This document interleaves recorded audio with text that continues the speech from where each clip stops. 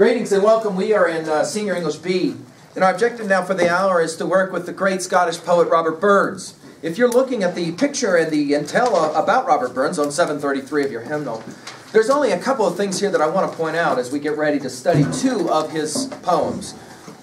First of all, he ends up in an English anthology, but he's not actually English, he's Scottish. And second of all, we will say about him that he's Scottish, he's Scotland's greatest poet. He really is. And even today, he is given tremendous reverence in Scotland as being the great poet of Scottish dialect. It's difficult to read. Can I say this out loud? It's difficult to read the poetry of Burns initially without some guidance and help. I'll try to provide that for you this hour. One of the easiest ways to gain that guidance is to have someone who can read Scottish dialect read the poem. And then you're able to hear how this is poetry of a certain kind of Scottish dialect. And then once you hear the resonances of the language, you can start to play the game of the vocabulary. Some of the language is kind of the vocabulary words and the like. Your hymnal will do a half-decent job of helping you to understand the words, the vocabulary that's different. Let's talk first of all about To a Mouse. Then we'll talk about To a Louse, okay? So we'll spend our hour now between these two poems. Let's begin with To a Mouse. The poem is a relatively easy poem once you understand two or three fundamental things. So let's get it in our notes. One, this is a poem that is spoken directly to a small mouse. Okay, so in the poem, he is speaking directly to a mouse. Now, obviously, we recognize that when we're playing this game, the mouse himself can't really understand what's being said, correct? And yet, this is the game that our poet's going to play with us. Put a note to yourself at 2B under rhetoric, literary techniques. Romantic poets like to do this kind of thing, where they will speak directly to non-human objects, whether they be other animals or trees or vases or the ocean or whatever. Often the term that will get applied to this is what we will call an apostrophe. Apostrophe.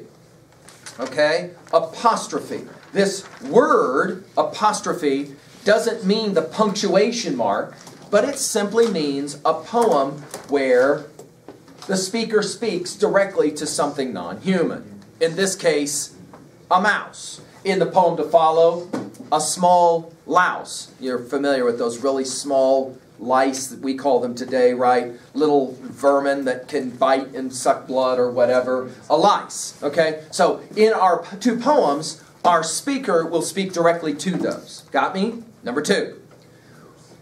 The context of the poem is pretty simple.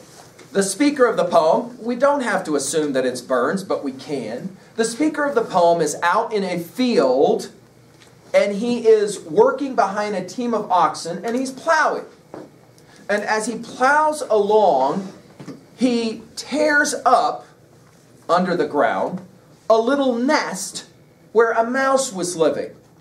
You know, you've probably seen this before. The mouse burrows under the ground, makes his little nest.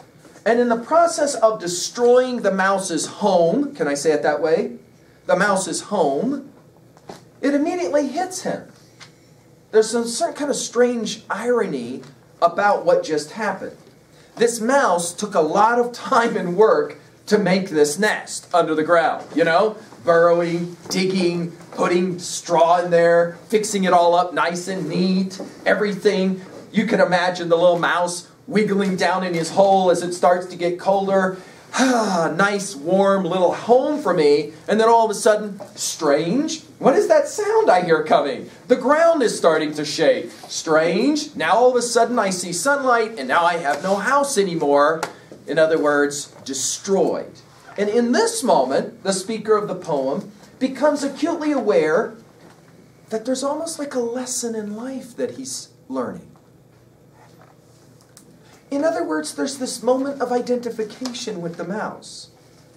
That is to say, in every human's life, we at least once have put together a project with all kinds of attention and concern, only to have the project completely jacked. Or the ways in which we have anticipation of things going so great. Freshman girl so excited to go to prom. She's been invited. It's going to be so exciting. See, you guys are so jaded that even as I use the example as seniors, you just kind of smile and go, yeah. A lot of times things don't end up working out the way you're so certain they're going to. See how this works out? Finally, we'll hear a line. The best laid plans of mice and men soon off do go awry. Now that's a translation of the dialect that you'll hear in a moment. The best laid plans of mice and men soon off do go awry. Awry meaning gets jacked. In other words, we make our plans, and then all of a sudden things come along and kind of blow it out of the water, right? Wait a minute. I can work at 3A for just a moment. The best laid plans of mice and men? A 3A observation. That's a relational observation to another text. What text could I, pray tell, be referencing at 3A? You're right. Ozzy's right. It is. It's, of course, Steinbeck's classic novel called Mice and Men, right? You remember that novel. Some of you don't remember the novel, but you certainly remember the film, where at the end of the movie, of course, we have a terrible moment, don't we? But wait a minute. That whole moment is set up, where George jacks Lenny, but wait a minute. That whole moment is set up earlier in the movie novel with, they're walking down the road and he asks him, what's in your pocket? Nothing's in my pocket. No, you have something in your pocket. Take it out. What do you got in your pocket? And he takes out a dead mouse. A mouse that he caught that was alive, but he pet it so hard, because he's such a strong individual, he pet it so hard that ultimately he what? He kills it, doesn't he? Right. Okay, Steinbeck, of course, an American author, writing almost 100 years after this poem is written, is going to continue to play the game. Of course, if you'll think about it in a moment of epiphany, you go, oh yeah, even if I didn't read the novel, I remember the movie. They were really planning to get away. Remember, they were going to have their beautiful little place where they could take care of their rabbits, and they could have a home of their own, and all those dreams come tumbling down in one moment when, of course, Lenny does the unthinkable and tries to silence the young girl and strangling her. All of their plans are ruined. In the same way that our speaker here will point out, the little nest got ruined as well, which leads us to the final and the third point. In this poem, Burns is a classic example of this. He can work from the simple to the complex. He can work from the obvious to the philosophic. Notice, he begins by tearing up the little nest of a mouse. He then says, wow, it's kind of interesting. Human beings are a lot like mice. In what way? Well, human beings, just like this mouse, make plans, and then something comes along and destroys the plan. And in that moment, humans are a lot like mice. Plans don't always work out the way we would hope. Let's listen now to the poem. You should be reading along on 734, and listen as well to the dialect that's a part of this poem, all right? Here we go.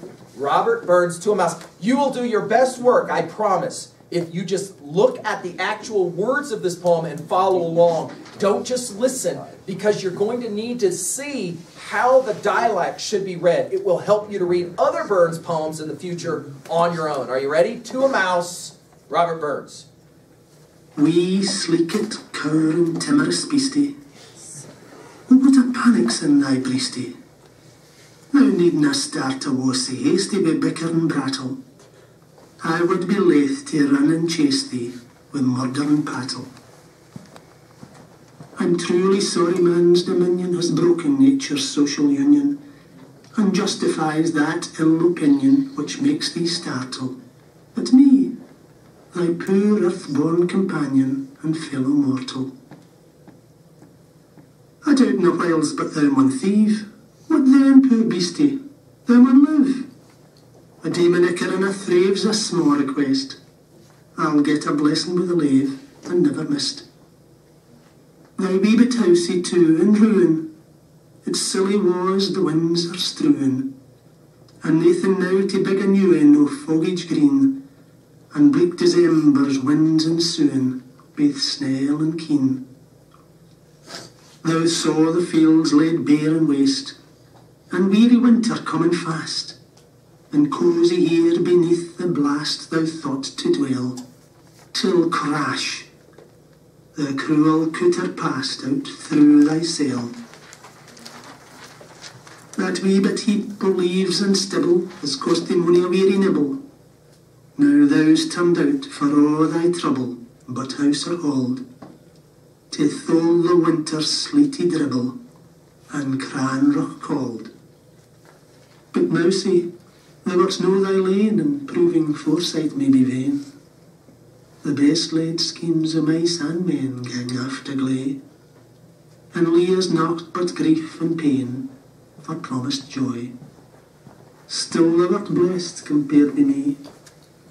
The present only toucheth thee, but och, I backward cast my ee on prospects drear, and forward, though I canna see, I guess, and fear. The poem, once you've heard it, and you know, it takes you in the reading, right? And I always enjoy having this poem read out loud because there's about 4 or 5 lines where students will smile like, oh, right. Now, when you hear it out loud. Suggestion, when you're trying to read poetry, and on the page it's kind of problematic, try and read the words out loud. Once you've heard this kind of dialect read out loud, you can play the same game. But I want to turn now to the implications of the last stanzas. Notice we're told the best laid plans of mice and men soon off to go awry. There's this identification with the mouse. But then he says something interesting about the mouse. He says, the mouse is better off than me. But why? The mouse can only live in the present means what? We have to look forward and we have to worry about our future. But mice do. Yeah, think about this for a moment. The difference, the way I've often said it, to borrow from another great romantic poet, Blake, who we'll get to tomorrow. The only difference between you and a fly is that you know about fly swatters. Ooh. Think about that. The difference between you and a fly is that you know about a fly swatter. Now, I've given you that as a word. In other words, right? Flies just fly around. You try and whack them with a fly swatter or whatever. They don't understand. They don't wake up in the morning and go, is today the day? Is today the day? Fly swatter's coming today. I hope today's not the day. I hope I get one more day. Right? See? Right? On the other hand, humans are an interesting species on this planet because humans are the only species that know about fly swatters. All other animals. Now think about, I've given you flies and fly swatters. Now you play the same game in your notes with a mouse. What's the point of the mouse versus the guy who tore up the mouse's house? In the very process of tearing up the mouse's house, the guy, it hits him. It hits him. I'm different from this mouse. The mouse, all he does is build his house. Gets inside his house in the ground. He has no idea there is this thing called a plow. Right? No idea. And because he has no idea about the plow, he lives his whole life, the mouse, without what? Fear, worry, anxiety, stress. Right? So for example, yesterday I'm talking to you about some ideas about going forward with your career plans, your university plans. For some of us, that's anxiety, just to even hear about that, right? And some of us like to play the game as if we are mice. I'm going to pretend like the future doesn't exist. I'm going to pretend like all there is my little hole in the ground. And yet, this poem suggests, you can pretend all you want, but you already know what a mouse doesn't know. You know there is a plow out there. Well then, notice the last stanza. How is it that you can live with any peace? Where will peace come from if you know there's a plow? See, it's an interesting question, isn't it? Right? And this will then take us to a very philosophic kind of question. We'll ask it, and you can answer it on your own later. Can you live in this world knowing there's a plow coming? Of course, what's the penultimate plow? Right? The penultimate plow is death. We learned that from our study of Beowulf, didn't we? Beowulf Part 3, the dragon, in the end, gets Beowulf. Of course, we know something about Beowulf. He would have died of something. If it hadn't been a dragon's bite to his throat, it would have been something. Remember, Hrothgar says it in Beowulf 2, all that list of things that can get you. A blade can get you. A fever can get you, right? In Beowulf's day, stepping on a nail can get you, right? I mean, right? Because they don't have the medicine that we have. So there's this realization, it's coming. The fly swatter, it's coming. It's just a matter of time. Will it be today? Or will it be in 50 years? I don't know. It's coming. Tick-tock, tick-tock, tick-tock. Question. How can you live knowing that reality and have any sense of peace? Or are humans forever tormented with this anxiety, fear, Wally hints? Oh no, oh no, oh no, oh no, oh no. What's coming next? It's an interesting philosophic question. Lots and lots of answers have been provided to this question. You can kind of play the game on your own to say, well, how is it different? See, I'll ask the question in a different way. How is it different to be a senior than it is to be a freshman? I once had a student that said, yeah, you're right. Freshmen are a lot like this mouse. They just arrive at the high school. They got no clue. They got no idea what's coming. Seniors, on the other hand, they're all too familiar with plows. They've had a few come right down through the middle of their house, and they had to reconstruct it all again. They're familiar with what that means. Freshmen, on the other hand, la-ti-da. They don't have a clue. They just like to go day to day until, of course, the first plow shows up, and then wham! And then, do you get more jaded as you get older? Do you get more skeptical? One of the hallmarks of the Romantic movement is the suggestion that we do better as adults if we think more like children. You'll maybe recall the Wordsworth poem I already quoted for you, "My heart leaps up when I behold a rainbow in the sky." Remember that one? I get really happy when I see rainbows. That is to say, children have an insight that adults seem to forget. We'll come back to it. We'll keep working with it. Let's go now to Burns's To a Louse. Now, in the same way that we're going to play a game of working from the simple to the complex into a mouse, we're going to do the same thing to a louse. So let's talk about that one now real quickly, all right? To a louse. Burns, or the speaker of the poem, well, we can say it's Burns, it's fine. The speaker of the poem, Burns, will go to church on Sunday, where he will sit down in a pew, and a very rich, high-class woman sits down in front of him. She's dressed in a $1,000 dress. She has a beautiful hat on, what's called a bonnet. She is dressed in the finest clothes that money can buy. When she goes to the mall, she walks into the most expensive store, Macy's, Neiman Marcus, and she will buy $1,000 and $1,000+ dresses, and she's wearing one. She's sitting in church, very proud, knowing everyone is looking at her. She imagines that everyone is probably saying about her, "I wish I could be just like her. I wish I could be one of the populars." Blake's looking at her, or Burns is looking at her as well. And as he looks at her, he says, wow, she's got on her bonnet, on her head, she's got a small louse, a little bug on her. And, of course, this bug is one of those, ooh, get away kind of bugs. It's a blood-sucker kind of bug, right? And so he's like, ooh, yuck. And then it hits him, just like it hit him in the other poem. Oh, you know, this is interesting, he thinks in a moment. What would it be like to see ourselves the way other people see us?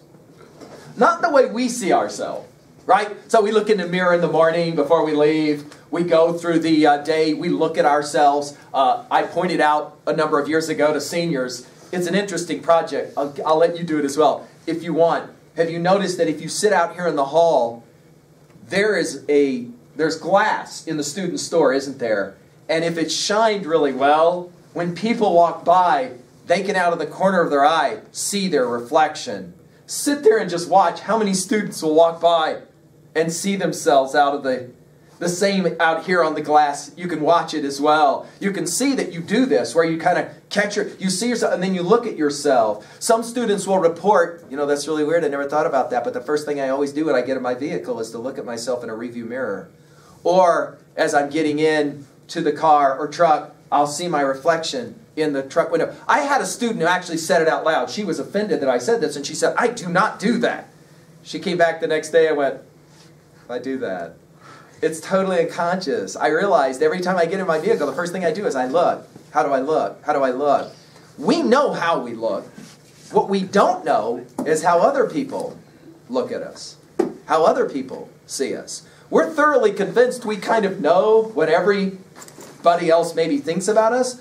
Burns says, wouldn't it be interesting to be able to see the world through other people's eyes and then to see ourselves? How would that look differently? Let's take a look at the poem and listen. This one again, To a Louse. We'll see what that one looks like, all right? And again, the whole project of the dialect is an important part of this as well, right? Here we go. To a Louse, on seeing one on a lady's bonnet at church, by Robert Burns. Again, follow the words. Ha! Where are you going, you crawling furly?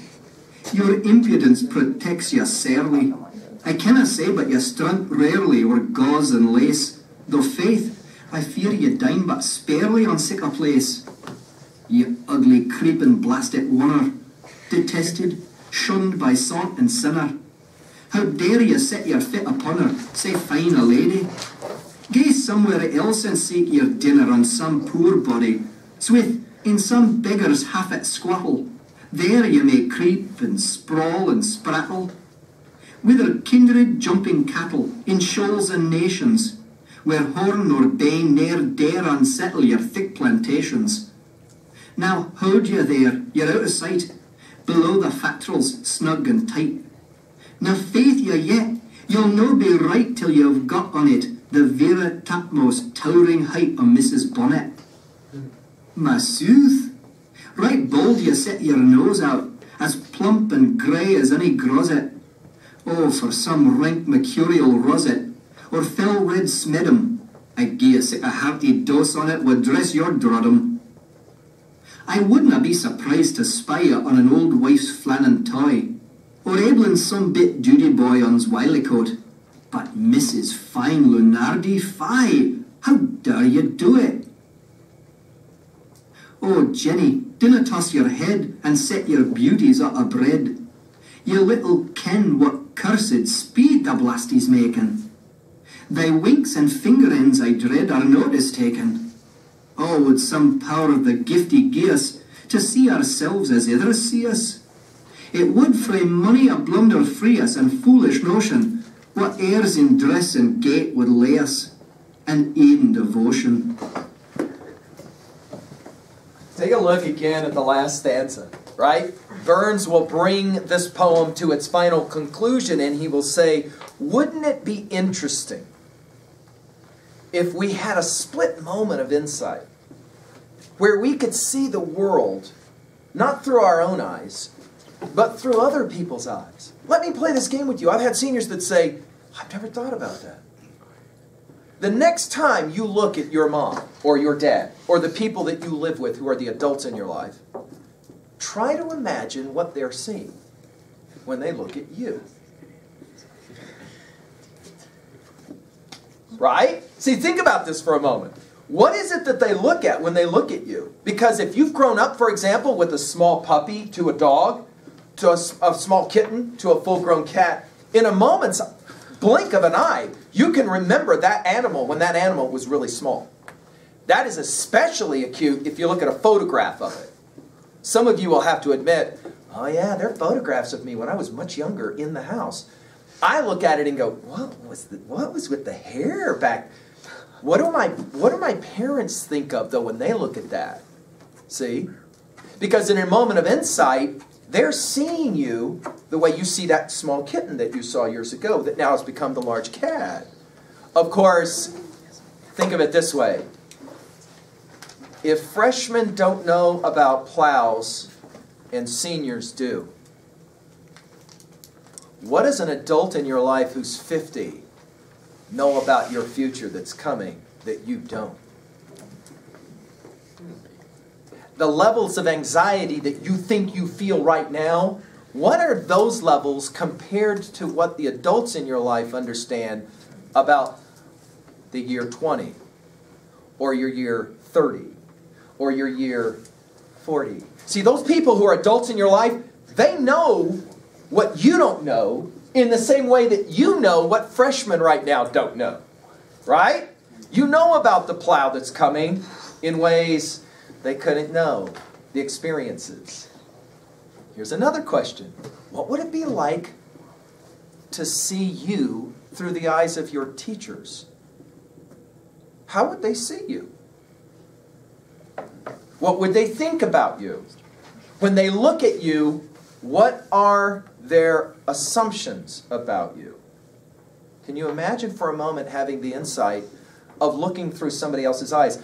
And now I can make a 3A observation. Again, a relational observation. Think about how many movies you watched growing up where there was some kind of changing of bodies. Right?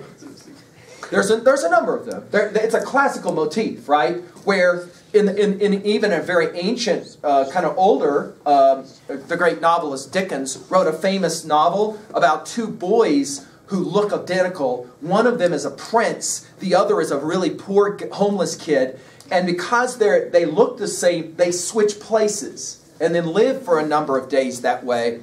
And in the process of doing that, you learn all kinds of new stuff. Why? Because you see the world through different eyes. The observation of this poem is, this woman assumes she is so great, right?